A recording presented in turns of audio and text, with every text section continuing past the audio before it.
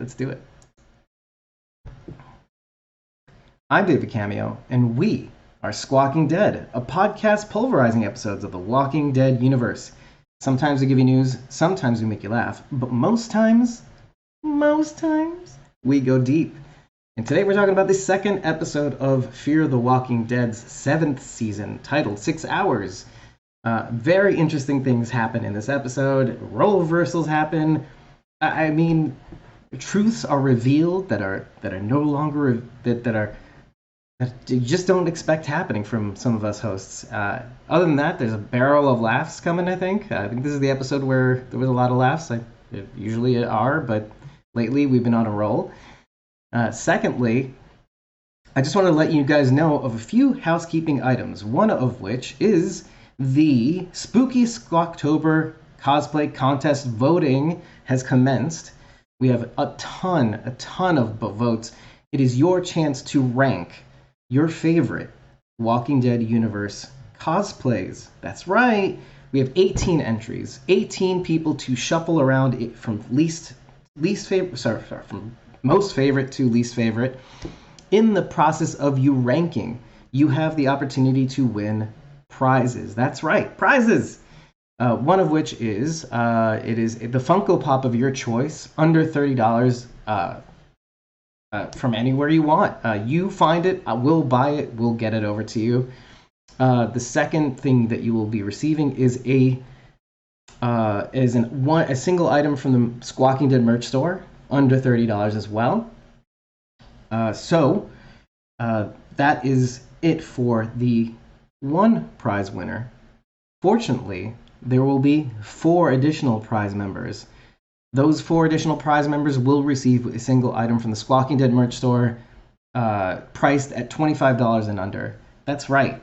That should be more than enough to cover some of the things that you may like from our store. And why do I bring this up is because the very next thing I wanted to housekeep is that we have rearranged, redesigned, re-uploaded all of our designs. We'll be retiring the old Squawking Dead merch. It has served us well for the last few years, but it needs to go. We have new logos. We have a new way of looking at our logos. We've uploaded the art that we've used over the years and implemented them in our designs. I worked terribly hard. I worked days on end. And when I mean on end, I barely ate, I barely slept, but I readapted the actual designs and the graphics and the logos that we used over the years to the new logo, as well as the art. I made it adaptable for clothing so that it looks really, really nice. I'm going to keep working on some designs, but you'll get the idea if you head to the merch store. And that merch store you can get the link to on squawkingdead.com, hit the main menu and click merch. But in the meantime, please head to squawkingdead.com, and right on the page you will see the Spooky Squawktober cosplay contest voting system. Once you start voting for cosplays, there will be additional chances you can receive in order to win those prizes. So, without further ado, let's take you to the episode. Please, while you're watching, rank those cosplays, get those entries, take a look at our merch store. People have been buying at least the season 11 art prints. Sorry, not prints, but you can buy print. Season 11 art t-shirts. They're just flying off the shelves. People are buying them in various colors, which means I did a job well done.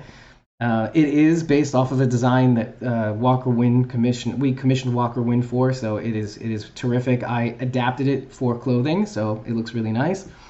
Without further ado, here's the episode, and I'll see you in the chat if you're here live. And if you're not, head over to ko-fi.com/squawkingdead, and then just follow us so you know A, when we go live, B, when we're recording, and C, if you want the unedited version of this podcast. And if you tip us during this premiere, your message will be here forever.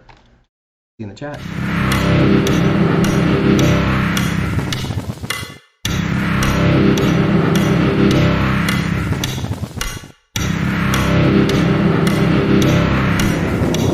We're dealing with somebody else now.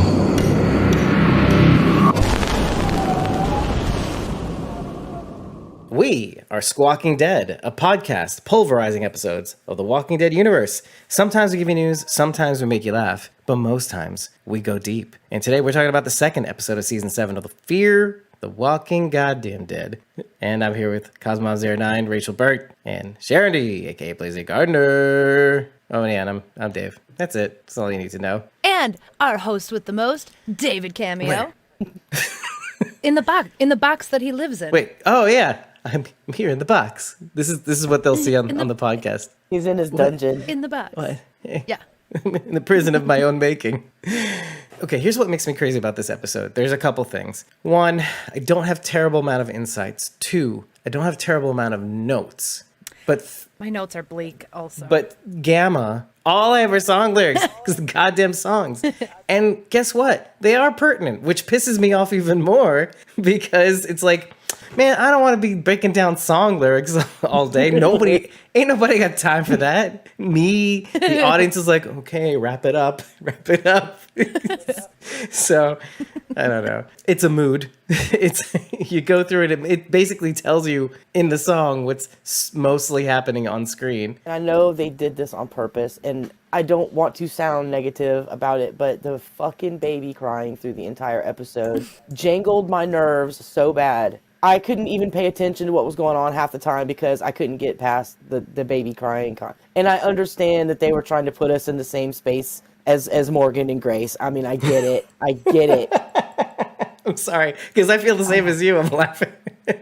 Like, I had to watch it 4 times to even pick up most of the stuff because God. I would skip the crying baby parts and go to other things because I couldn't deal with it. It was like in Dreams. I couldn't deal with all the pink, and in this one I couldn't deal with all the baby crying. Oh, okay. That's Morgan so and Grace funny. were cool. Like, I mean, I have my gripes about them too, but the biggest one was the baby crying. I could not deal with the baby crying. It was. I think we can all agree that was intentional, right? Yeah. Rachel's a mom, so it struck her in a very maternal, crying sense. I'm not maternal at all, and all I wanted was for that baby to shut up. I'm like, please.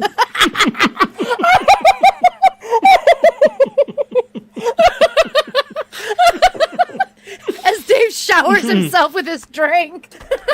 How's my mic? Oh my God. How's my mic? It's okay. Oh my gosh. It's okay. The baby's Dry all the wires. The baby's fine. Stop crying. I got you.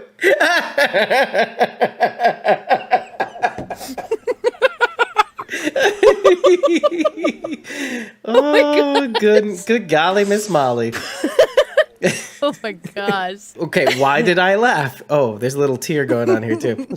I literally, not a breeder. Okay, let's back it up because you guys know I adore children, obviously. I don't want them to die. There's a starter. You have to say that. You have to say that ahead of every time. Every time Just to be clear, I do like children. Every time we talk about eating babies, I have to make it clear. Yes. Yeah. I like the children. They are the future.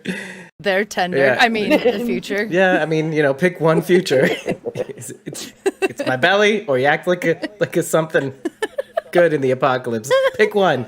Oh my gosh. I felt that too. I felt annoyed. And then I love how the episode almost gets you to feel, I don't know if it's like simultaneously guilty, like by the end of it, because of the couple you end up meeting. Well, we see them in the beginning too, which is very interesting because what happened? Their baby couldn't stop crying. Their baby was in pain. Let's talk about that because now we're talking about annoying crying babies, and then we have to kind of then talk about the scene where, because Fred doesn't end up dying from that gunshot. Grace was saying she just wants to spend what little time she has left with her husband and child as they're leaving the area. Curious. Okay, so you don't think Fred died? I thought he did.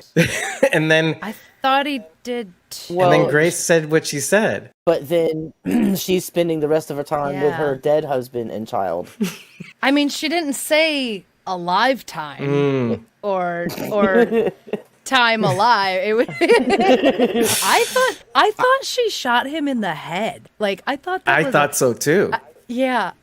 So, I see this sometimes in shows, but you heard the two things, right? You heard Grace say Yes. and then yes. you saw the thing just before, and then you're like, Yes. what is happening? While we were watching it, Sharon and I were rewatching it, and I'm like, and Grace said that line, and I went, she's not going to tell B he's dead?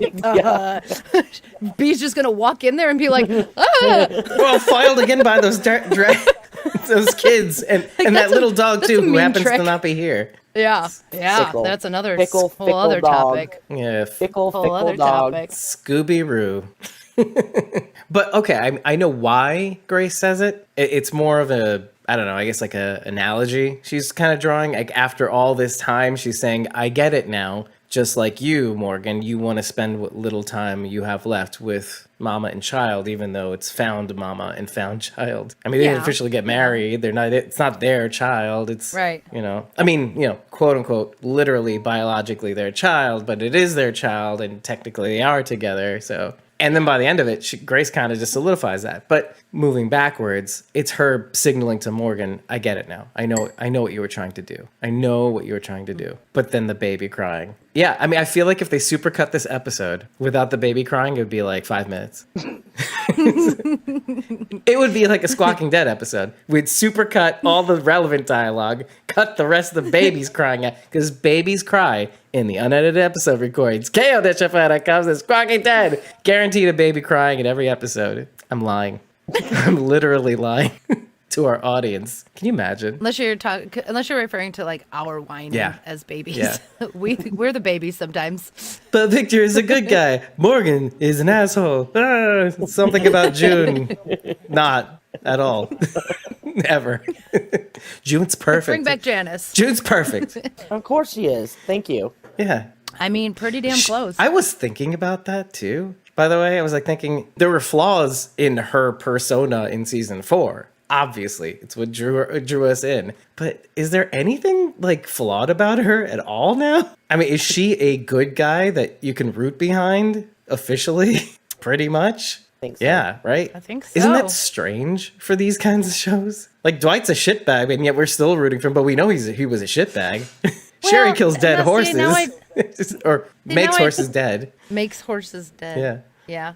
Either way. I don't like this. We gotta find something wrong with June because they tend to kill off the best characters. So we gotta find something wrong with her. I'm not saying that, but yeah, it just I was musing on this because I think somebody brought this up in a Reddit post about what people thought of June and how her character exists in the world. And obviously she earns her keep or her right to exist in this world because she goes through a transformation. She, her daughter dies and she just finds a way to live with that and become this idealized self. And she's clearly not done evolving. On the other hand, once the season 4 foibles were kind of all ironed out, I mean, she's like Superman. There's no invulnerabilities. There's, she's OP, as they say, overpowered. I mean, perfect for you, Rach. I mean, it resolves this issue that you usually have with most characters. It's like, I just want my good guys to be good and my bad guys to be bad. That's right. Yeah. That's why June's the GOAT. If you wanted to say one flaw is, This is painful for her. She's got to muster up the courage just to say it. It is because I'm drawing a painful parallel. So just stop for a second. She can give be me single. space. She can be single-minded and driven to the point of making bad decisions. We saw it in season 5 when she was moving the caravan from place to place, and then you see it again with the hospital where she's driven to the point of losing John ultimately. Mm-hmm. And the painful parallel I'm getting ready to draw is that she's a lot like Morgan in that sense. I was gonna say because of the first thing, right. But you need to make sure you edit that out of the actual episode. No, it's not saying it. But that brings me to something else I had thought, which kind of brings me to Rachel almost, because we say that, and Morgan is incredibly, which is why I like him actually, he's incredibly flawed. His origin story appears in this episode again, but he gets to do it right. But it's weird and twisted. You see him with the rifle, no hesitation this time, willing to kill to protect Mo, which is a repeat of the first appearance of him, trying to take out Walker Jenny and couldn't, and you see it. And I felt like I shook a little because I saw, and I wish they would have been able to somehow like dramatize that moment, right? Because it was fast. So fast that you couldn't realize what was happening, but it was happening. And he says it. He says the line. He said, I'm not going to let that happen again. And yet you get to the car and the glass on Baby Mo's, what would you call it? Like dentist Her smock. mini hazmat suit. Yeah. Her capsule. Her baby sweet pea hazmat suit, right, is broken Aw. because of him. And I don't think that was. I didn't think that Was was it broken. broken? That was the I don't- glass from the window. Yeah. you think I thought it No, was the glass was- from that was window glass. okay, but It had landed on her window. well, but even still, Whatever you wanna let's call it. just say yeah, okay, fine. But it could have. Right. He could have. Which is injured scary. I Mo. think it Yes. scared him. Yeah. It's like he swung the exact other way. Well, I mean, and it's good for Grace because now instead of Grace trying to pull Morgan out of the shit in season 5, I do see this interesting parallel of Morgan really just being there for Grace this time around instead of the other way around. You know, pulling her out of it or trying to fix everything and then noticing that like, well, maybe shit takes time and Morgan should know better because shit took time from the start of the apocalypse till now, which we're saying is, I guess, 5 or 6 years. Let's just say 4 to 6 years to protect our bases. And Grace is kind of getting over it in like what, 1 year? Or not getting over it, but like she's on her way to getting over it in like about a year. I don't know. Like how long has it been since Athena? I don't think a year. No. It hasn't but been very long. It's But look, probably- okay. It could be a year Because though. Daniel was hurt at the lineup, right, with the big gash on his head, and by the time we get to 6:10, that is healed up. So that's at least two months or so. After that, I think it's fairly quick after that we meet John Dory Sr. and they go to the sub and all that. So I think it's only been a couple of months since the lineup. Maybe 3 months at the most since the lineup. I would say more. That's the funny thing. We don't know when we are. Huh. I would still say that Grace lost Athena less than a year prior Yeah, to this yeah. episode. Are there any markers for time in this episode, like to know where we are in the timeline? Because again, we're going to be playing with time, I suppose, aren't we? The only time we play with is the 6 hours they're allowed out of the sub. What we said in the last episode is because we introduced Will and we are in this particular moment in time where it's 50 days after he left Alicia and he must have been with Alicia for about a year-ish. Well, I don't know. Or I guess we... That's a long time. I'd say a few months. You think if... I mean, all right, let's it's say, not- let's say probably It just won't about... take him long to see her leadership skills. We said he had to be there for a significant amount of time to see how she leads and to long enough to be there to admire her Quote, and unquote. to fall in love with her. Right. It sounds like, I mean, that could all happen within a few months, I'd say. And we know he's going to be reappearing, hence the passage of time, meaning we'll be flipping back to those days. The flashback, yeah. Because you said there's Daniel's gash heals over these time jumped episodes from last season, then add that plus nuclear fallout in time with Alicia plus 50 days. But then again, we don't know when we are from this point, which means we're anywhere between, let's say, a couple months to a year, maybe even more. But that's okay, and it doesn't really matter because even if it was a year, let's say it was a year and a half. Let's just say that even. I'm just for this example, it's still quicker. Grace still kind of cops on quicker than Morgan ever had, like in terms of Morgan's pain and his regret, over not killing Jenny, which in turn kills Dwayne, who was mentioned in this episode. But that's only because, I mean, in a sense, Grace has Morgan, and Morgan's been through this, and so he can help her through this situation, or they can help each other through this situation. They can be awesome if Grace wants to be. Now it seems like she wants to be. I'm okay with that.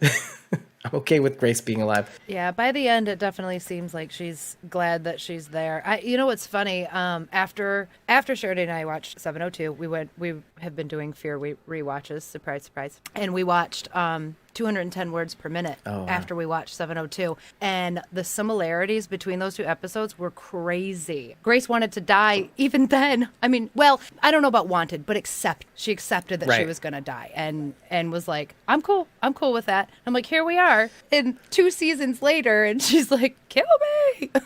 It was just sad. rough. I don't know why I'm laughing. It was sad. But you know what?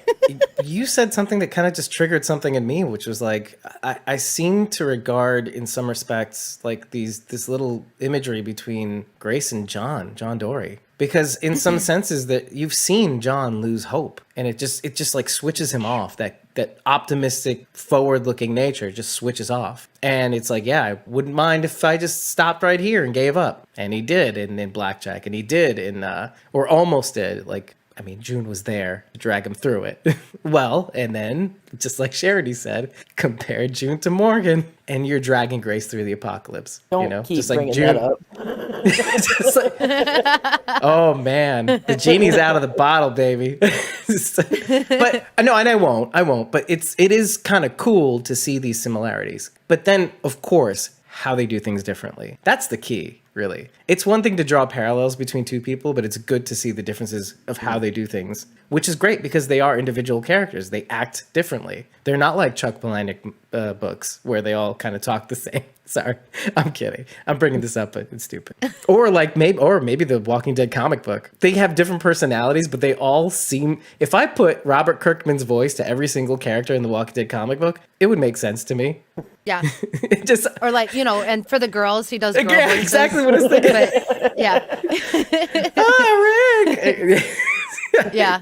And then the kids, And then I just think, but it's all Robert Kirkman. Yeah, and I'm like, yeah. I'm thinking he's like thinking of, like, yeah, this is good stuff. yeah. Sorry, Bobby. I would listen to that. I would listen. If he recorded the comics as an audiobook, I would listen to that. Oh my God. But he would have to do the voices. Oh my God. Like I would want the voices. Oh, yeah. and he would, wouldn't he? Oh, we should pay him to do it. I'm Rick Grimes. We are the Walking Dead. I want to hear that. We should pay him to do that. Just to do that for us. And then we'll play it on a YouTube video or podcast. It would be worth the money. We should crowdfund it. Let's do it. Okay. Oh, God. Are you with me? Are you with me? No. Okay. No. And the cheese stands alone. It was a good idea. It was a good idea, Yeah. but that sounds like a lot of work, and we got our hands full now. Too much. Sorry. Yeah. We got to snooker somebody else to do it for us. Mario, are you still in the chat? You want to do that for us? No, is he though? While we're talking about similarities with 210 words per minute, in several other episodes, Grace is once again riding a horse, but this time it's a Pinto. Yeah. Gotta say though, I love that damn car though. I gotta tell you, that little Ford Pinto, little Mad Mo from Thunderdome. Yeah, that's it, everybody. I saw the inside the episode too with Ian and Andrew. I saw it. Grace mirrored Morgan in 601 when she was standing in there screaming, I'm right here. I'm right here. Oh, yeah. Just like Morgan did. But what's the difference, right? Like, Morgan was saying that because he was still alive. Mm-hmm. And like, I'm not dead. I'm right here, And then she's doing it because, well, she wants them to kill her.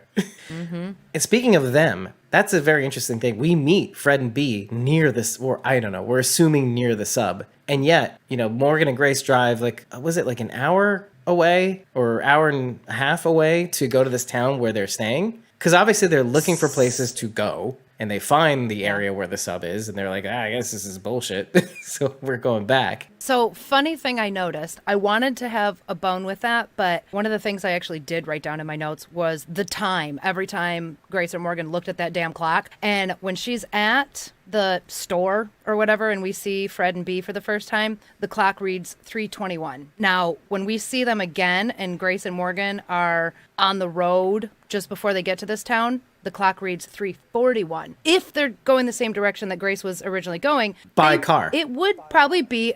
Yeah, that's true too. She was walking and they were driving, but so they'd be a little farther. But if Fred and B continued on, I don't know. Anyway, that was just what I noticed, and so I wanted to have beef, but I thought, oh no, it was a lot of time because roughly she went out the same time. She went out and was out. It was like 3 hours when she was there, and then she had to go back to the sub. But if they kept going on, that was still time for Morgan to go out and do his 6 hours and then come back. So they still traveled for 9 hours, and then they caught up to him in the car. Mm-hmm. Gotcha. Yeah, I just thought it was interesting that they made it all the way to wherever Grace was walking around. And I'm caught between trying to figure out whether they're doing the desolation thing again, like in season 4. Season 4 made it pretty clear, at least at the time that the biggest antagonist was them. And look, season 7 is making it very clear that the antagonist is the environment mostly. But season 4 did that too.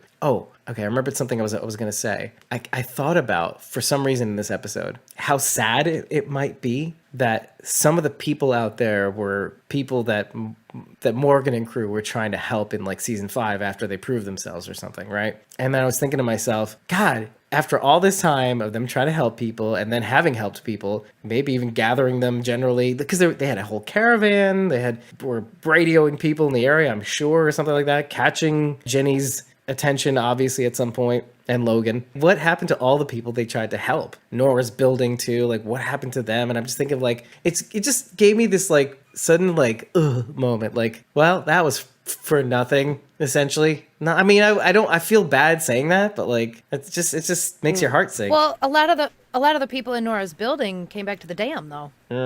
They're all in the caverns with Wendell and Skidmark and the kids and Tess. And the kids. Hold on, is the caverns the new Heath? Is that what we're saying right now? Because everybody that we don't see that we want still alive are just in the caverns. Because now we're That's where they are. gonna have to pull a Felix a la Leo. Like, okay, they have to be, because otherwise. Yeah. Yep.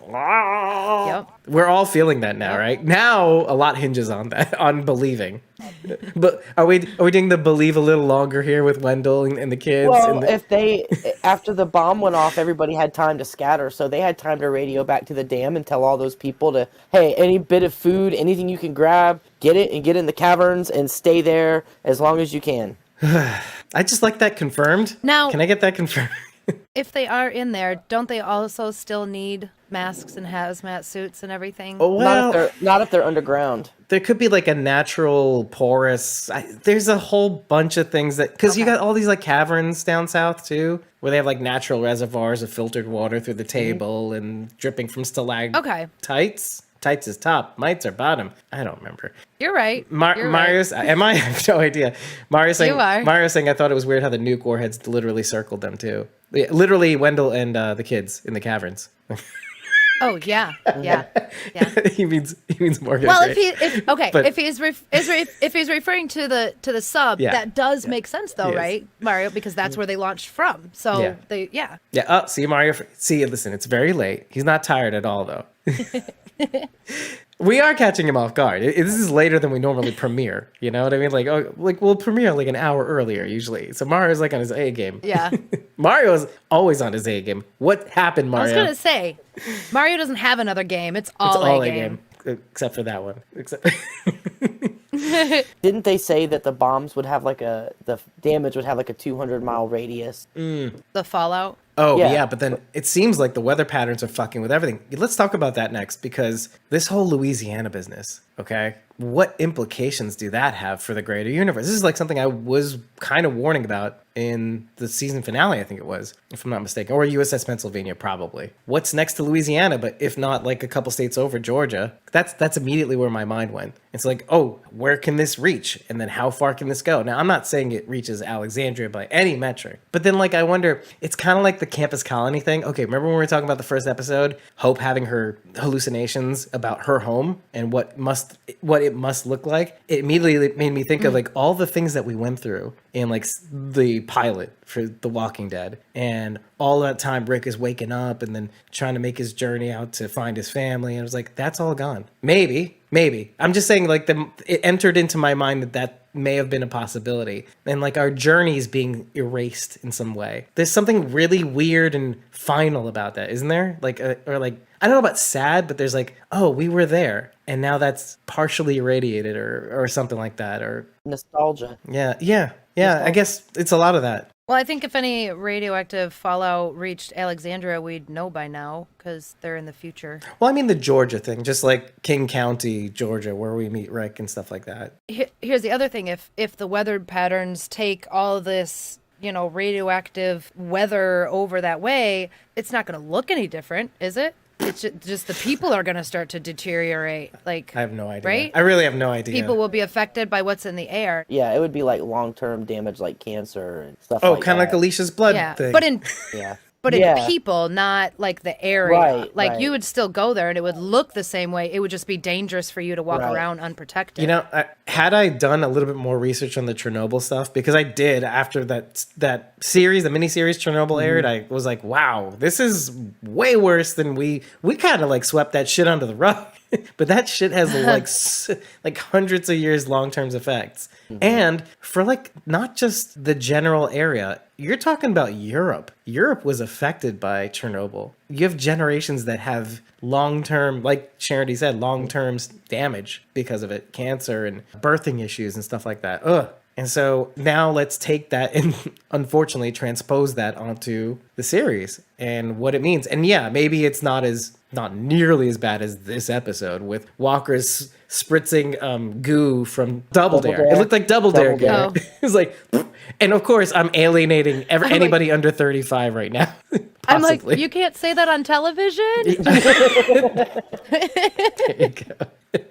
Oh yeah, with the slime pouring at everybody. Yeah. Oh my god. Yeah. Mario's saying, I know it wasn't confirmed, but I thought they wanted to blow up as much as possible. And looking at the map, it was just so weird. Yeah, and you know what? You're right. Because just to remind you, Mario, and maybe us too, the guidance on these missiles was disabled. So Morgan at least got that done. Or I think it was Morgan, if I'm not mistaken. He disabled the guidance, but they still launched. Just said, fuck it. Let's just launch. Did Morgan do that? Or No, I did just think Riley they just didn't- not they put just in didn't program coordinates? them. Or I he don't was think they stopped. because Right. they were going to launch 9 more. So That also got me thinking that did the winds blow up our beloved Georgia? But I was thinking about like how I had assumed that they didn't hit CRM locations. But then I'm thinking, I cannot wait for World Beyond to confirm some of the things that are going on in the greater universe, like how we're killing Omaha because some psychopath in Texas with nukes decided to destroy one of our locations. They would have been a threat. If you hadn't heard one of Sharondy's theories in the last episode, which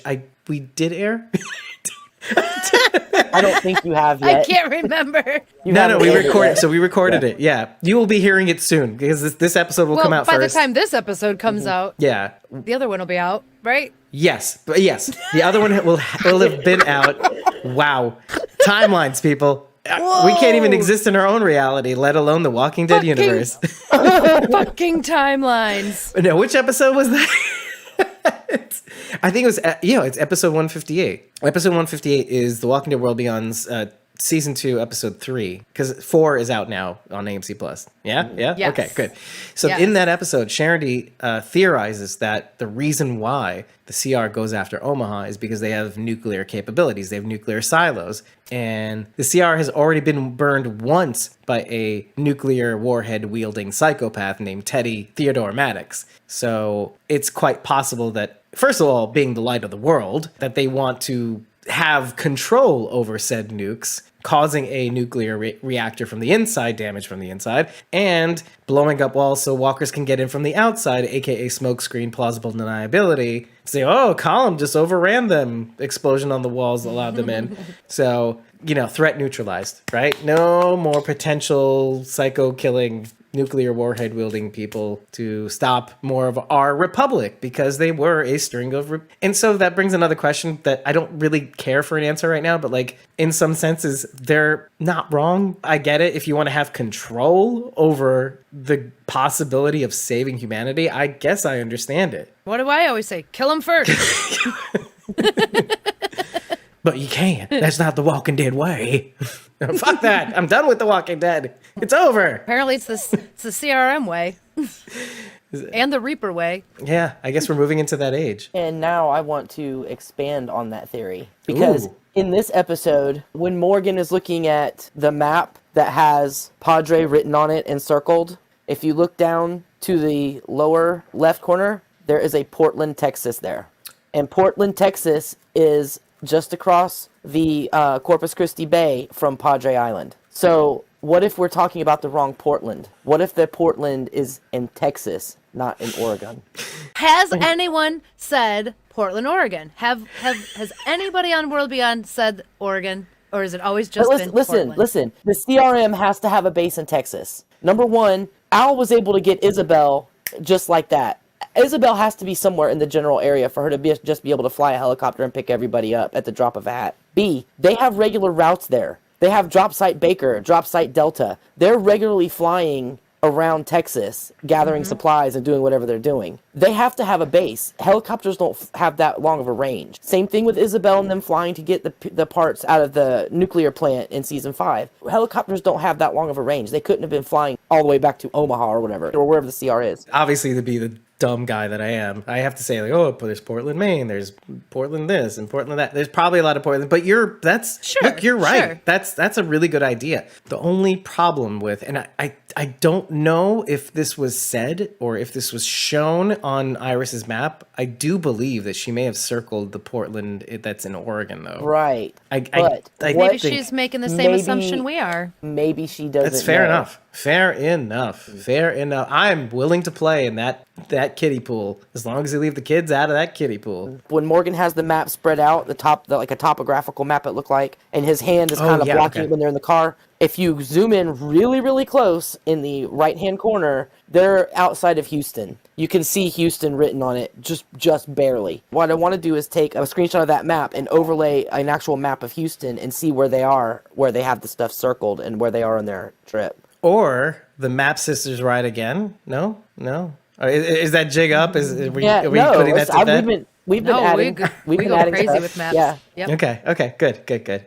Also, Galveston is just south of Houston, and Padre Island is south of that. So if the bombs went off around Houston and they're blowing towards Louisiana, then everything south of there would be clear from the fallout. So technically, Padre Island and Portland would be clear from the nuclear fallout. Didn't you also say that those locations are just outside the 200-mile radius? Yes, as well? they are just outside the 200-mile radius that they were talking about for the bomb. Texas is huge. Everything that they're talking about is like basically near Port Lavaca, I think it is. Mm-hmm. Yeah, just down south where you cross the inlet. Yeah, okay, you cross the inlet to the Padre chain. I think Port Lavaca is just a little bit north of Portland. And it makes sense, like the winds down there, the tides, they get pretty high, they get pretty low, probably sweeps in and out, radioactive material and out to sea or something like that, which, okay, not our problem, world.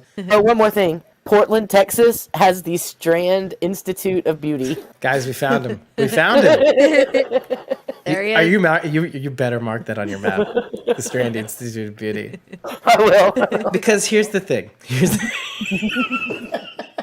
We all know. I can't believe I'm gonna say this.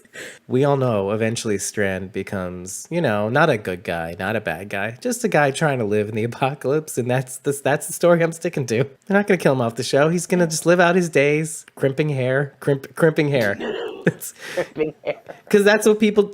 Listen. You got time to kill in the apocalypse. You got to crimp What they used to do. Yeah, exactly. Crimp your hair. Why crimping, everybody? Mario says, speaking of that, CRM is in Texas just to make sure that submarine doesn't fire a single missile ever again. Now that makes me wonder, why isn't CRM all over this sub already? Clearly they saw what happened. Nobody missed those missiles going off. Maybe you'll agree with me on this one. CRM seems to play it safe. Like, okay, talk about Nora's building, right? They stuck to the drop site on the roof of her building and just got the F out. Never went inside. Somebody came upstairs. Yeah. They yeeted him off the roof. So. Brandon Will all over again. Oh, no. Sad. Will and Mark. Unknown Mark. Fuck Mark. He's an asshole anyway. They're popovers. We dropped this off here so another helicopter can pick it up there, blah, blah, blah, and never the twain shall meet, right? So this is just to be efficient with fuel or whatever. But they play it safe. They don't go in anywhere they don't need to. They have to clear it with somebody, like with Pope. I mean, sorry, with Kublik, my bad.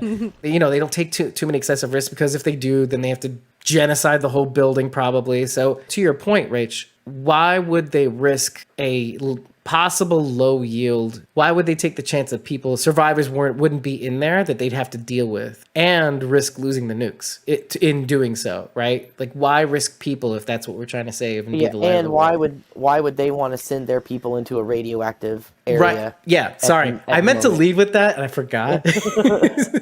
Why would CRM want to go back to the sub? To make sure no one else sets any more missiles off and potentially hits their bases. Oh, well then. They don't know who's still there. So instead of doing that, why haven't they destroyed the sub? Or that. Right? That's a better question. Sure. To your point. To your point. Like, it seems like CRM hasn't paid any attention to this submarine that potentially wiped out half of Texas. Oh, to finish my thought, which I don't even know if I did, it seems like, what if Riley had programmed some of the CRM locations? I didn't know if I was very clear about that. And they went off, and it crippled their Texas operation. So maybe, I wouldn't say that they're crippled enough to not want to do it, but I don't think the CR is motivated by revenge. I think their motivation is we are the light of the world. But they're out for self-preservation at the very least. Right. And this thing has the potential to set off more missiles. So it's a threat. It's more of a threat than Omaha or Campus Colony. But maybe they decided that whatever the threat was, it neutralized itself in the process. It's a pretty big assumption. Well, I mean, if you look at just the radiation pattern or just where the bombs fell, and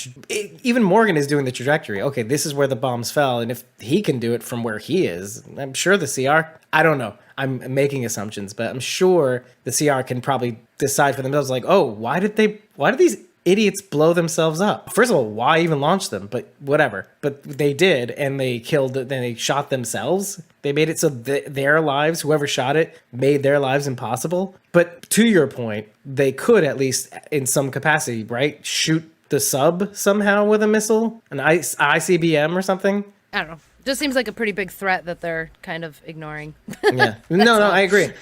So that should say something, though. That should definitely say something, shouldn't it? If they hadn't responded, there must be a reason why they couldn't or decided not to. And now maybe we'll hey, there's no reason why we can't explore that reason. Must be a reason. We have a peek into the CR via Walking Dead World Beyond, but in present day, 4 to 6 years in the future. But what is the CR now? We kind of know what they are, but have they reached the capacity that they have in present times in the past? The warheads that went off in Texas could have been the thing that united them too. There's something about a tragedy that unites people. And if the Pacific Republic was maybe having their own civil war or not quite cohesive as they are now with their, we are the light of the world ideology, maybe this was the thing that got everybody to buck up and tighten their assholes and become the CR that we know in the world beyond. The CR that genocides a ton of people, too, to protect themselves, to protect the Republic. Look, we could be talking about the very thing that makes the CR as,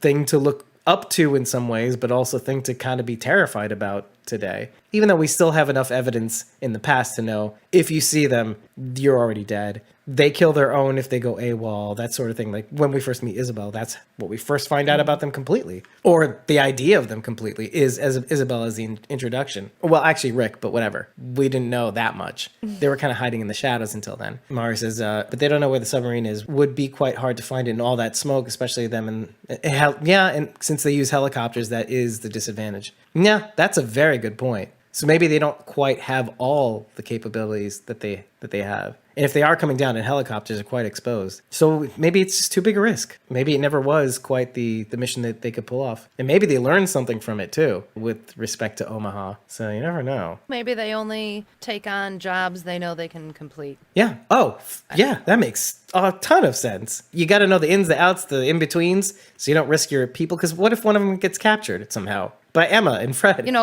By Emma and B, or Teddy, Fred and B. By Teddy and ends up in an embalming room? Yeah. Well, and see, maybe that was the mistake, right? Morgan basically sacrificed everybody to save Grace, who now just wants to die. It's like the greatest irony. So how did he sacrifice everybody? Or just to kind of put a button on it? Because he gave up the key. Oh, right. In Dreams. Thank you. He gave up the key to save Grace, and now she just wants to die. That's funny. So what I said about my hypothetical scenario about Grace versus everybody else, so he chose Grace, and he chose poorly. Parallel to Vic. You chose poorly. You know that. I've snuck that in before, right? You just never detected it until now. No, I laugh to myself every time. Wait, but let me just say the parallel, though. The parallel to Victor is very apt. Choosing Grace is a selfish choose when you are choosing between that and humanity, let's say. But then you compare it to Victor, who chooses himself. He also chooses himself over humanity. Anyway, so yes, Indiana Jones reference? I said that's just another Indiana Jones reference. The other one was the walkers and the airplane blades last season. Oh, 2 seasons ago, yeah. What? And Strand was responsible for that. Yeah, he was. Come on, guys, don't you remember the good old times? Come on. When Strand was trying to be a good guy. Yeah, that bullshit, right. Yeah. But It was not a good look for him. but he did such cool things.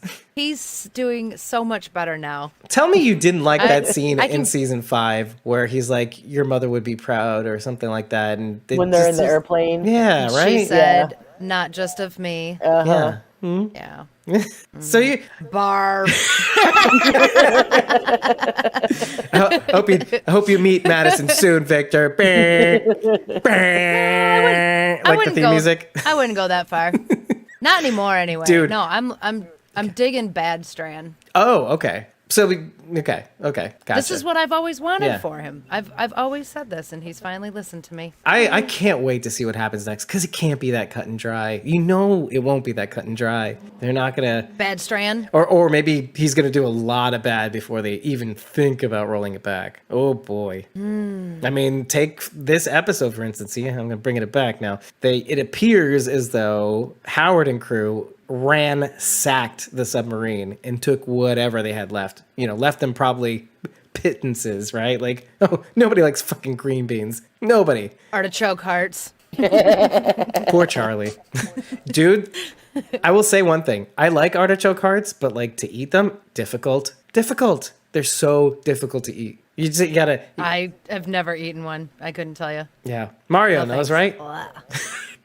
I don't know. I'm just saying that out loud. It's not as if Howard came in and said, "Oh, I thought this would be a fruitless mission, but I found out Morgan Jones is here." No, he just took everything in the sub and was about to leave. And so, until they found the miracle supply of stuff, which I thought was kind of cool. Well, That was cool. What did that remind me of, though? Oh, it does kind of remind me of like June finding the trapdoor to the bunker, in a sense. The gun hits the floor. That was John Sr. Yeah.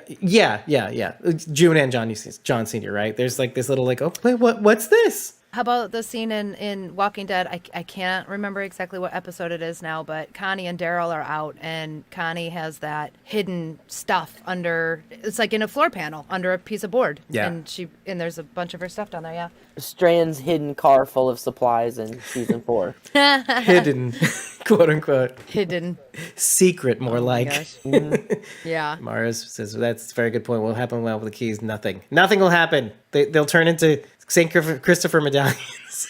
They should have melted them down. Yeah. Made St. Christopher medallions. So if those keys are still out there somewhere, then those other missiles could still potentially launch. Yes. Morgan has the keys. Well, I would assume he But- does because they were But left if someone in the threatens sub. Grace and then he gives them up, Again. yeah. Well, maybe Howard has them now. Well, you know Uh-oh. what? Ooh, I would say that Morgan probably has it on his person, don't you think? Or I haven't seen it, but I would think, wouldn't you? Yeah. That I think that's a strong possibility. I just hope no one threatens Grace's life. Otherwise, he's just gonna give them up. And I wish I'd seen what because Morgan is obviously wearing the crew's uniforms and stuff like that, right? So I wanted to see if they were wearing Walter Sobieski's, I call him Sobieski's, uniform, because you get that callback with, well, not necessarily callback, it's a call forward with whom I am calling Josiah, which is Emil's twin brother, essentially. Right, and you get the scene all over again. The beans, Rufus is licking the beans, and oh, you killed my brother. See, I don't know. Sorry, that's how he sounds like in my head now. Pickle ass Rufus. yeah, I man. can't believe he just Right. goes wherever. Like, Right? He goes. Flopping motherfucker. He goes where the scent is, basically. And you saw the scene where he flees. It's B and Fred. They open the car up, and Rufus just goes. "Woo-doo-doo-doo." Morgan's trying to call him back, and Yeah. Rufus is like, "Fuck you, Morgan. I'm out of here." I'm out. In a few seconds, you see Josiah. And I'm calling him that because Demetrius Gross, yet again, blew his character's spot ahead of the airing. no. Yeah, it's not even aired yet. Guys, we're recording before it publicly airs. And I found out about this a week ago. Oh my gosh. Yeah, I don't know if he took it down at some point, but because sometimes they do when this stuff happens. But yeah, he spoiled the reveal. we talked about it because I was like, is this real or is this some fake shit? So, Yeah, we weren't sure it was real or not. Yeah. We were spoiled on it last week. The interesting thing about like the name that he's giving, either he's giving or I think it is official at this point, is that he gave Emil that name last season. At the beginning of last season, he called himself Josiah Emile LaRue or something like that. But meanwhile, they just took the name, separated them, made it the twin brother. I guess This is like one of the few times the audience gets what it wants, which is essentially like Right? a redo of Emil. We wanted Demetrius Gross back, and they gave him to us, and now I'm sitting here like, I don't know how to feel. Right, me too, right? Because it's not because of the audience. The audience thing doesn't bother me at all. No. Although no. it is creeping in the back of my mind that like, really? Oh, okay. I guess it can happen. But it's the whole like, okay, how do we feel about lightning striking twice? What will happen as a result? Right. And did you note the weapon he was wielding, like in the shadows? How it looked like? It looked kind of like an axe to me. It looked like a pickaxe with a shovel at the end of it. Like this, like if anything you can do, I can do better to Morgan. Like, oh, a bow axe? Well, here's a shovel pick. Huh? You think you can best my brother, she? Sorry. Oh my God. It doesn't sound at all like that. I know it's not possible, but I almost wish Morgan would be wearing Emil's clothes when he meets Josiah. Right, and now he's wearing all these sub clothes, right? Maybe he'll wash it and eventually wear it. Wash it? He's gonna wash it for the first time in 10 years. Something's gonna get washed. Well, I mean, they probably have washing machines, right? By the way, they must, right? On the sub, Yeah. on a sub, they got to. They live there, so they've Right. got to. The one uniform that they wear for a week, and then they switch to the other one while the other one gets washed, right? So Mario says, wasn't he with Sarah in the promo pictures that I saw online? And I think I saw him with Morgan in the trailer also. You're talking about Demetrius? Josie? Josiah? There was one trailer where you see it was a person we didn't know, and Sarah and Morgan, and the person we Yeah. didn't know apparently is him. And also, some pictures were accidentally posted that weren't supposed to be yet, and one of them is Sarah with that guy, but you can't see his face; you can only see him from behind. But apparently, that's basically apparently Demetrius. That's who it is. Okay. Yeah, basically that's who it is. I'd be mad about being spoiled about it if Demetrius wasn't just a cool dude. You know what I mean? It's so terrible of me to feel that way too. Like if it was anybody else, I get so mad. I guess I am excited at the idea of him like being on our side. Well, I guess we'll see. And then again, playing with time, and he's just going after Morgan. So how's that going to make Sarah feel? And then if you see them in the room together, I don't know. I really don't know. I don't know how to feel about this, considering There's nothing that Morgan's going to be able to say to like get himself out of trouble either. He can't be like, well, he was trying to kill me. Like, okay, and it's still his brother. Like, there's literally nothing you can say to make up for chopping off his brother's head and sticking it in a box. I mean, okay, clearly the box was marked with his name, which meant his head was supposed to be in the box. And so if Emil's head is in the box, maybe Josiah is thinking there must be a reason for this. And I need to know why. Can you tell me about my brother? Why is it that his head is in your box?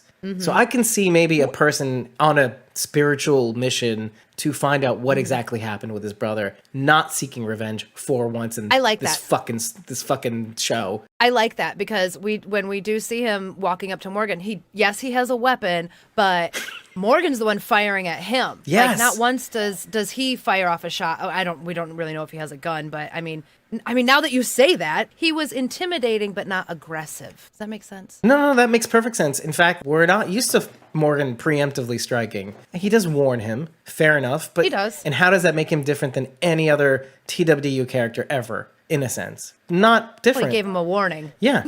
Oh, well, yeah, okay. So he's still him. He actually gave a warning. Gotcha. So he's still Morgan. I get it. Fine. But he still shoots. This is something we have to appreciate because Morgan doesn't generally do that. He gives people chances, doesn't kill people. He's not prone to killing people. And for all he knew, and in that moment, he did kill someone. I didn't get time, so I was hoping someone would look up beta burns. It's beta radiation. Right. B calls them beta burns, and I just wanted to know a little bit more about that. And Beta burns are caused by beta particles. They're usually shallow surface burns, usually of skin and less often of lungs or gastrointestinal tract. Well, okay. That's actually pretty important because it's not exactly life-threatening. right, that's what it sounds like. Yeah, just Yee. surface burns, but everything on the inside sounds like it's still fine. You know, and that is an interesting metaphor too, because this couple does parallel Grace and Morgan in a sense. You do see the baby crying here, and then you do kind of see the baby crying there, but it's no longer a baby. And I'm sorry. They're basically slightly more severe sunburn. Oh. not for, all right. not for Emma. Well, yeah, well, her dad killed her. Sorry, I meant B. Oh. But, you know, it's funny that you should say that because it echoes what Gray says about the timer. She can survive them because of the beta burns, but she can't survive the timer, which clearly shows when you see Emma dead. Now, it seems to me that, like, Fred does put Emma out of her misery, right? Because she was in a lot of pain. She was crying from the pain. But she was in pain because the time ran out. They didn't have a timer. They didn't have protective clothing. The bombs went off and it was just curtains, mostly for Emma. It's not a lot of surface area for a kid. It's just...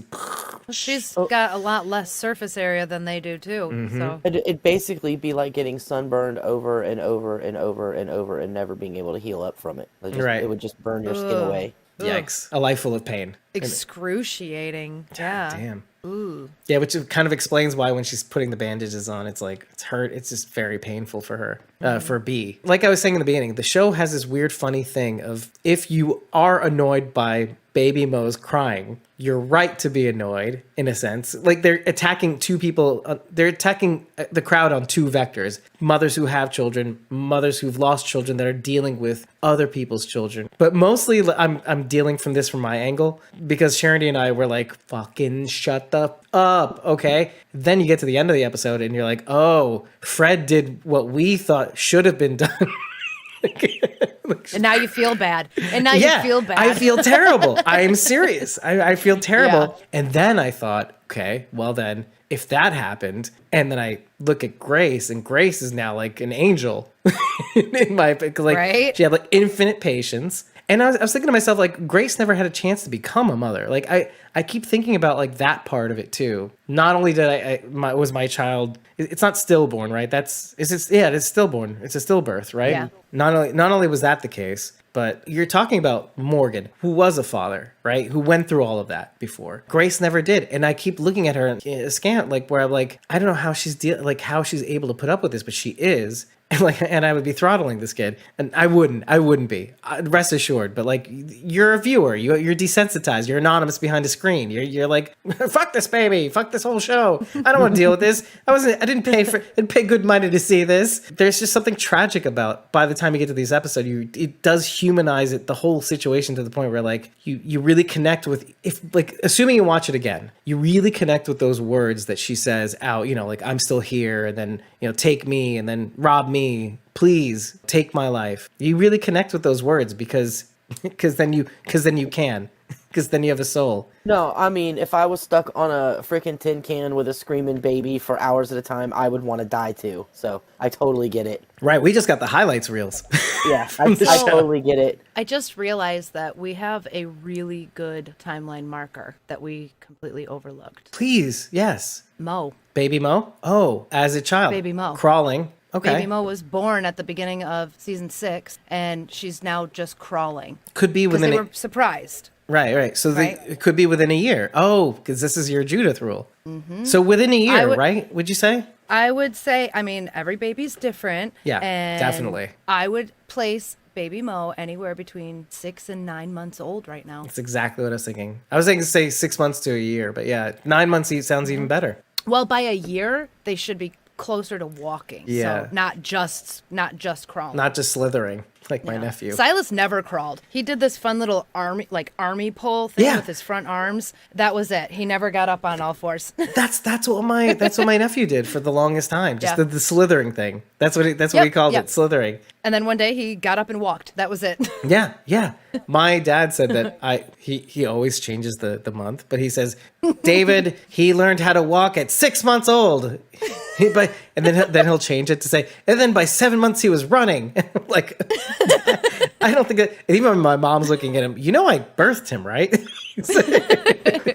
Every time you tell this story, it changes. Yeah, exactly. But apparently that's I guess David was crawling the day after he was born. he was running out of your mom's vagina. What? Oh, God. didn't because he didn't want to be there anymore, you useless cow. Anyway, so wow, Dad, you take exaggeration to a whole other level. Dad, we need to take you to a doctor. But that's a great marker. Good for you. Good for you. I like it. I like it a lot. And okay, because I want to take this a little further, because imagine, because I think you can, being in a tin can for as long as they have, let's say, 6 to 9 months. Wouldn't seeing Baby Mo suddenly crawling be very surprising? Of course, you're marking the time, right? You're marking that they're doing the X on the calendar bit in the TV show, which we should see, but of course we're not. Because they say, it's too cliche. We can't do this. First of all, we don't want to give them a timeline either. So That's right. Fuck these guys, right?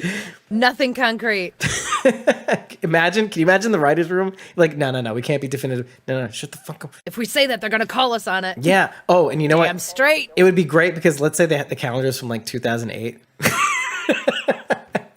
They totally fuck with us at that point. But anyway, throwing that aside, wouldn't it be interesting to feel, I don't know if this is an intentional mechanic, but of course it would make sense to them to not feel the passage of time in this tin can where everything looks the same. Yeah. You really can't go outside. There are no windows. There's Hello, no... we all just did that for a year. Exactly. Yeah. Exactly. That's exactly what I'm talking about. It goes even further with like some things in the episode that get dropped. It's like, Grace, put your mask on. Put your mask on, Grace. Come on, please. And so I love that. We gotta go to the store. Put your mask on. And by the way, I saw that in other episodes, and I can't remember exactly which one. Like, it could have been Walking Dead, or could have been, but it's definitely Fear the Walking Dead. But I saw like little references to that as well. Distinctly COVID moments, and that I never really got to touch on because it's little bits and pieces. But even like the whole, you got to stand far away from them. It's like social distancing. So, I can respect that, even though like we all kind of just want this shit to be over, but it's clever usage for you to kind of identify with like where they're at now in a nuclear zombie apocalypse. Like what you got to do, you got to keep your mask on, you got to stay far away from the irradiated people and walkers and vegetables and cans of powdered milk. Oh my.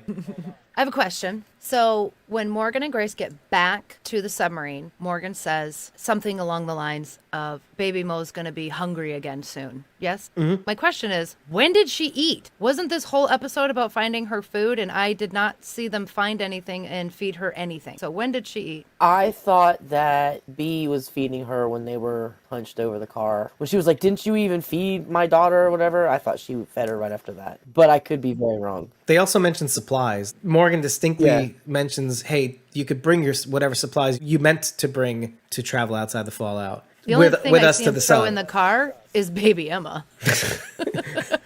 and how, right? He just like tossed her like luggage, literally. Literally. Oh my God. So twisted. It's like a mirror darkly of Morgan and Grace. The reason I asked that is because the can of powdered milk that Grace does end up finding in the beginning scene when she runs into Bee and Fred, she leaves it there, doesn't she? Because after Fred touches it, it's too radioactive to take back. Mm-hmm. Did I see that right? It was also shot too. The shot, yeah. They clipped it. Oh, okay. Okay. All right. Okay. So exposing that never it, came back to the sub. Yeah, exposing the organic material to... When we were talking about how Fred and Bee got there too, actually we forgot to mention that that's where they lived. They had been living there when the bombs went off. And the strings on the cans were how they all communicated with each other. I just wasn't sure if the store that Grace went to, and it doesn't seem like it is, the store that she went to was this in their town. I don't think it was. No, I don't. That's what I was trying to figure out, because maybe Bee and Fred were just trying to feel out their boundaries of where they were, and they happened on this store. I don't know how they got there. That's the thing that's tripping me up a bit. But maybe they have all the time in the world to roam around, since they're like, oh, well, we're already exposed. We're going to die anyway. Let's just take a long-ass walk, maybe a day or two, and then come back. Because we have to remember that Morgan and Grace can't have been out there very long driving. They're only giving themselves 6 hours anyway, even if when they start off, it's like 0, because what Morgan is saying is true. They really did hermetically seal this car. And when you look at the Geiger counter, you see like when they leave, it's 0.01, which is statistically insignificant. And then like they get on the road and it's like, yeah. This also goes to show that some people were like, well, first of all, they're incredulous about Victor as it is, right? Like how, the weather patterns are bullshit. And like, okay, fine. And yet people don't really criticize Morgan and Grace's fallout or anything like that because, the winds came in and blew in, like nothing happened to them. Bullshit. And yet their Geiger counter in the car is 0.01. As soon as they start driving out of their area, that's when things start to pick up. So it kind of is supposed to relay more information to the viewer that where they're at with the sub is actually pretty safe. It's generally safe. It's just when you venture outside of that area is when things start to get really bad. So worth mentioning. So these masks and the hazmat suits that they're wearing are really only partial protection. Is that I think accurate? so too. Yeah. Okay, which is why the 6-hour time limit. Okay, because I was thinking if they have all this gear on, isn't that designed to protect them? Why can't they travel as far as they need to? I'm good with that. This goes to a larger question too, which is real life. What we learn in the last two conflicts, like let's say in Afghanistan and Iraq, let's say, at least the more recent ones, not in the 80s, late 80s, early 90s, you'd have soldiers going in without adequate protection and that sort of thing. And it just goes to show that maybe, I mean, again, it's 2008. This is just after the 2008, 2010, but whatever. You know what I'm saying? We know the real timeline. That's right. But like this is around the time where timelines. we're finding out, that's still the case. Yeah. They don't have the adequate equipment. So they're, you go to the USS Pennsylvania. Okay. They have like substandard nuclear fallout gear for each soldier and stuff like that. So it's quite possible that, they have just enough to kind of protect them for a certain amount of time to get GTFO, but probably not enough time to survive long term. So that checks out to me. I don't know about you. Yeah, I'm good with that. Yep. Do you guys want to venture into the songs a little bit? Because if you want to cover the bases, let's list out the song names and I'll tell you where they come in so that you guys can look it up yourselves. They are all very fitting. Yeah. For what's going on. I really liked it. Yeah. These were hard to find too. Did you have that difficulty as well? Didn't you have your captions on? No, captions on it. Even with the captions, I was looking up the titles and not finding the hits. Like, I do put it in quotes and then I'd say lyrics, right? And then I'd be like, what? Where? Huh? No results. But on some of them. And I'm like, okay, then I have to get creative. I have to use my Google Foo and whatever. Anyway, so Baby Please Forgive Me is from Grace, Tennessee. And this is when Grace is trying to put Baby Mo to sleep for the first time, as we see it. And it's all about, like, no matter how hard I tried to make me forget you, I can't get you off my mind, so I'm always feeling blue. Okay, that's a wrap. Duh. I love the era that it pulls it from, and I love the genre, at least, too, because it's not as heavy. It's not like an emo or death metal song, so it's like, it's not really, really sad, but it's like sad enough. It is kind of like Crying, or what is it called? Roy Orbison? Oh, no, In Dreams. Like Crying. Yeah, but Crying is one of his songs, I think, well, right? Crying is another. Yeah, Crying's another. That's another good. I keep thinking of that. Song, yeah. Then comes Cabin on the Hill, which is right when Grace wakes up. This song comes on just for like a brief moment. And that's from Flat and Scruggs and the Foggy Mountain Boys. Just when Morgan comes back. They're from where I live. Whom? The Foggy Mountain Boys? Lester Flat and Earl Scruggs. They lived here in the area that I live in.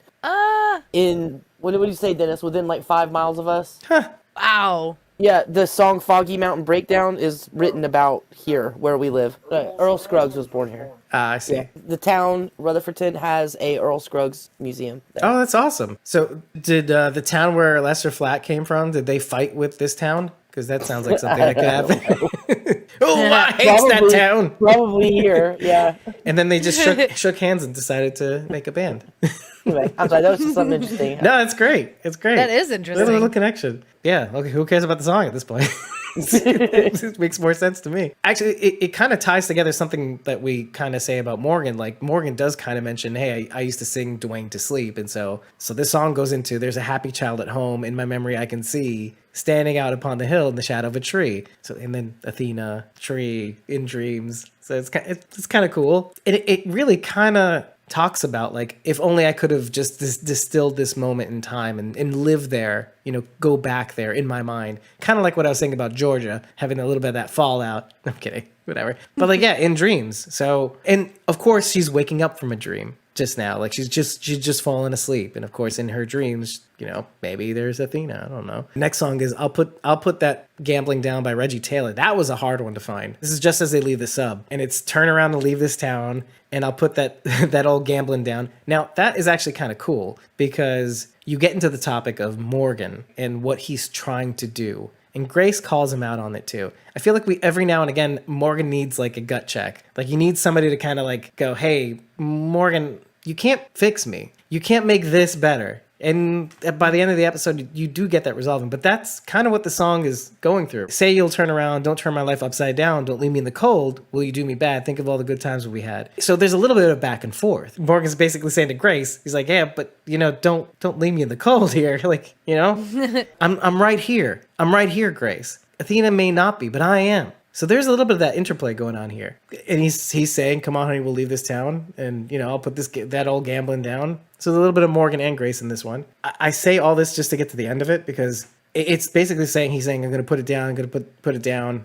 Put the gambling down, basically. Both of them have to kind of decide for themselves. Morgan has to be okay. And it's kind of cool to see between Damage from the Inside, deciding that his way can't always be the way. And then also seeing in this episode, maybe some things are not best left broken, but like it's okay that things are broken. We can leave things be. And I feel like that's going to take us into a whole new era of, I hope, of Morgan, where it's like, I don't have to play this good guy, bad guy thing with Strand, maybe even. Do you know what I mean? Like, as much as the poster is depicting this like good versus evil, Strand versus Morgan kind of bit, I feel like they're gonna try to angle this in a way that it's like, I'm just trying to live here, brother. I'm just, honestly, have you seen outside? It sucks. I'm not getting into this with you.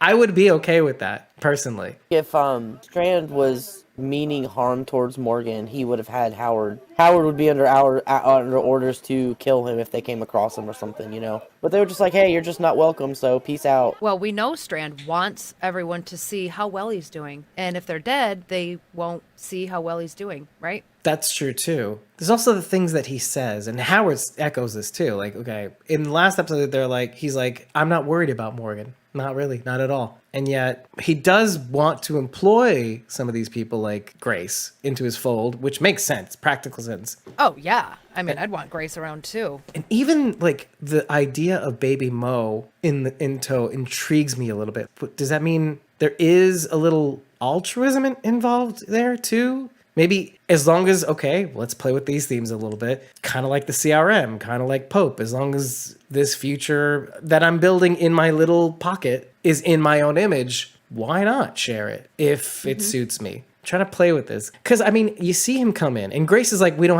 want to have anything to do with you. Which is kind of like what Morgan was trying to do. Morgan was trying to give Grace everything, a possible future to live for, right? And then decides, okay, it's okay to be broken. It's fine. Grace completely agrees. Not only that, defends this position by saying, no, I will not go. No, Baby Mo won't go either, even though that probably would be what's best for Baby Mo. Are you still on the idea that, like, Victor wants the people whom he used to associate with, he wants them to see how well he's doing, or...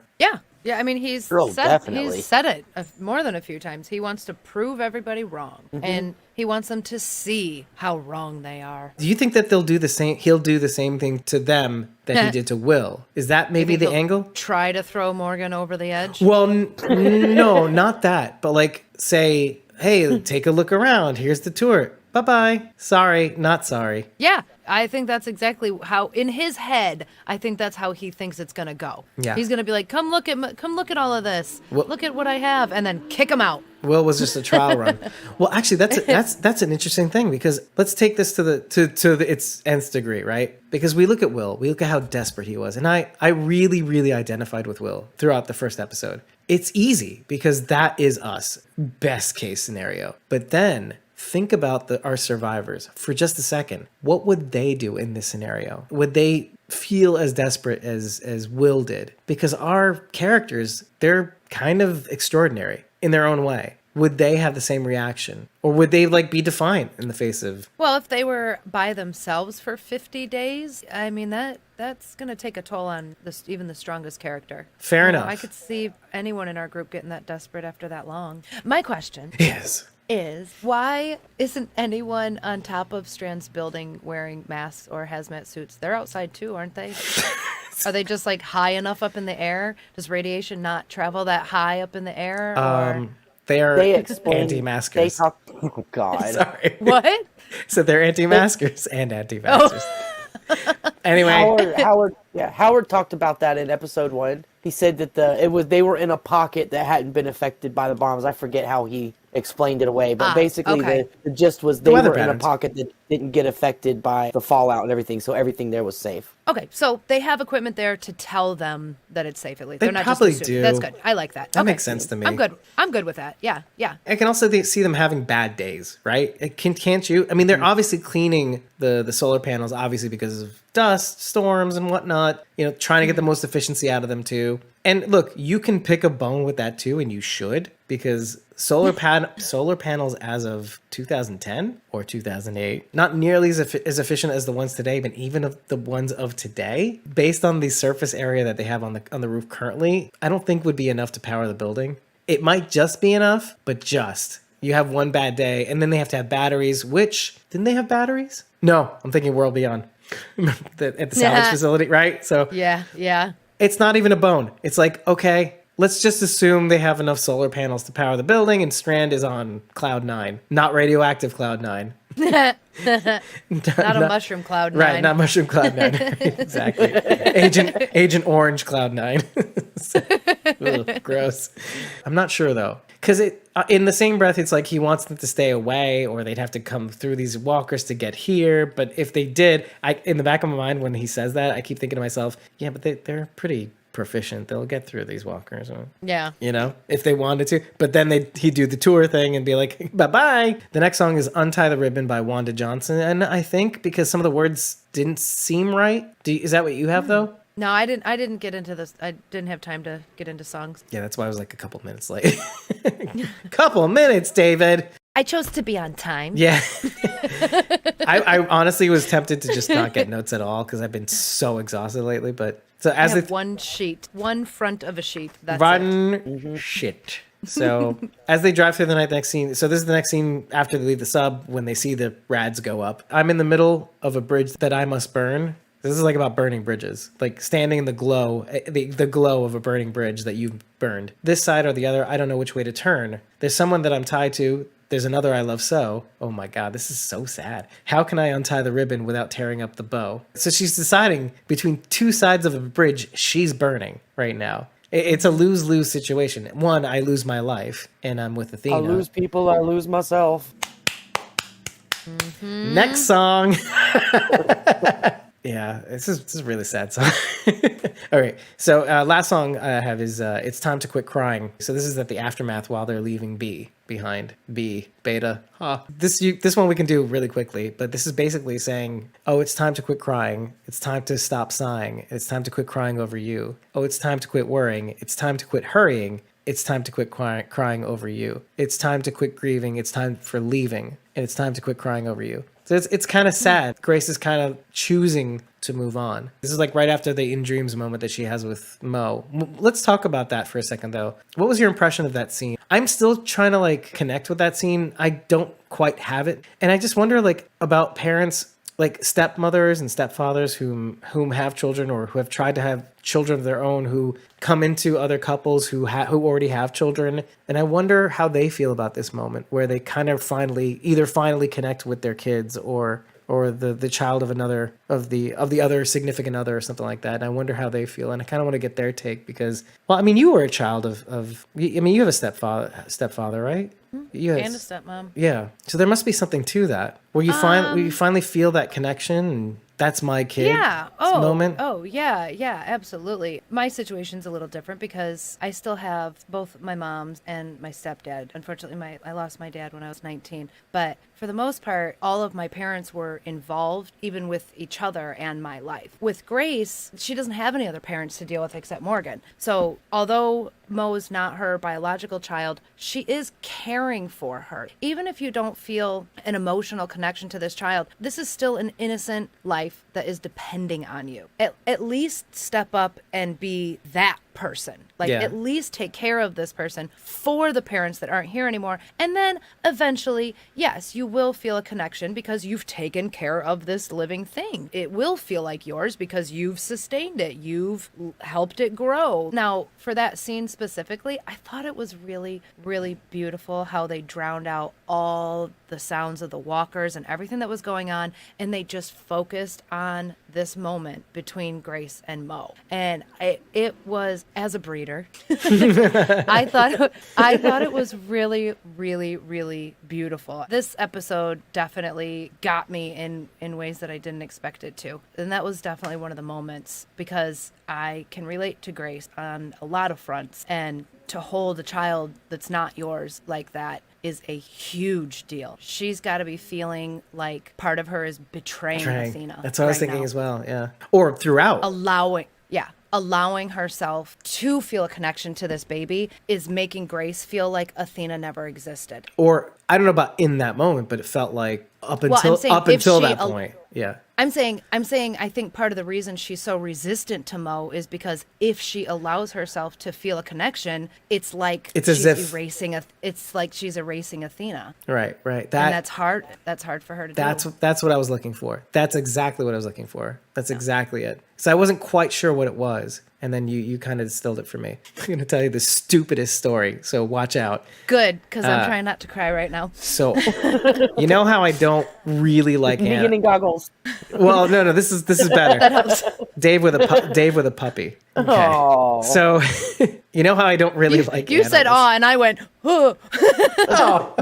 I didn't eat him yet. Okay, no, but good. It's not the apocalypse yet.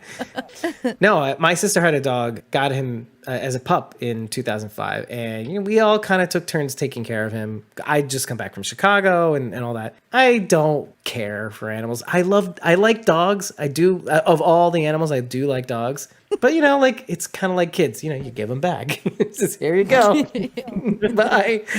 So I mean, I'll like them while they're here, and I'm not annoyed by it. This dog was kind of annoying. It was like a Maltese Shih Tzu. It was like a little tiny yippy dog. Oh, Shih Tzu. Anyway, yeah, right. Maltese, like little. I like the Maltese, but Shih Tzus. Yeah. No, but them together, ugh, gross. Anyway, so whatever. Pops.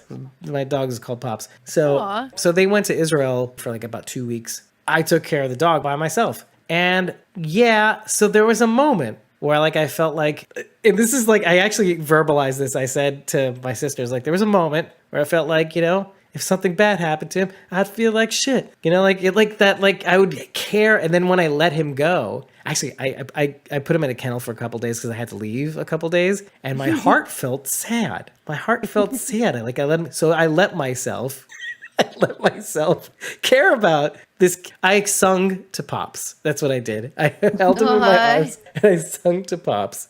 I had this bed. So I was living with my parents at the time. I made him a dog bed out of my old sweatshirts. No, I have this little cubby next to the bed where he would sleep. It is like a little cutaway. It's just cute. See, animals are the best. Listen, this is like the apocalypse rule. Once you start caring about something, that's when your life gets destroyed, right? So that's why they gotta go. Don't care about anything. Look at what happened with Rufus. Just no allegiance, Rufus. Right? He just goes with Rufus. God damn it. Rufus goes where the beans are. Could you blame him? Could you blame him? He was tired of listening to fucking baby cry too. Fuck this baby, I'm out of here. Listen, as soon as they opened that door, Rufus was out of there. Yeah. He was just like, I'm gonna Get eat me out of that this fucking damn kid car. if he doesn't shut up. Speaking of Rufus, She's looking like a bean. The first scene where they're zooming. Yeah, exactly. The first scene where they're zooming into the sub and all the rooms, and they finally get to Mo, and you see Rufus there, just sitting there, a lot of good you are, Rufus. You ain't helping at all. Right though? Well, he can't sing to her. Oh. I don't know. He could try. He's too old. Right though? He doesn't look that Or sound like old. that. Oh, poor Rufus. Honestly, the only thing worse than listening to a baby cry for hours is listening to a baby cry and a dog howl for hours. Agreed. You know what? You could even hear a dog howling away in some of our earlier podcasts when we lived in my last apartment. You really can. If you have headphones on, you can hear that shit. Mm-hmm. Until I figured out how to use a noise gate. Just drown that shit out when I wasn't talking. Holy shit, man. Constantly. My upstairs neighbors would leave constantly. They'd leave for like the weekend. They leave for especially when COVID hit, they'd leave the dog behind. And that pissed me off on 2 levels. Because look, as much as you don't think I care about things, I care about all living things. I really do. It's really weird. I don't want them in my house though. But then you hear this dog howling like day after day, night after night. And it's just like, on one level, it's annoying. That's a baby's crying. It's annoying. But on the other level, like, are you okay? Yeah. Then you think about the reason why they're howling and why they're crying, and then I you get feel selfish all over sad. again. And then like I say, fuck that. Then I'll say things like, And he's hitting the ceiling with a broomstick. Shut up! I'll like, no, forget that. I'll be like, I nudge, I elbow Evelyn. I go, so listen, you and me, let's form a pact. If this goes on for 2 more nights, Since you're up. wait, that's not where this is going at all. Let's sneak some rat poison and cheese, right? Oh, Yeah. All right. And then like, listen, dead man tell no tales. Right? But that's how annoying this was. It's like night after laughing night stops after night. now. Right?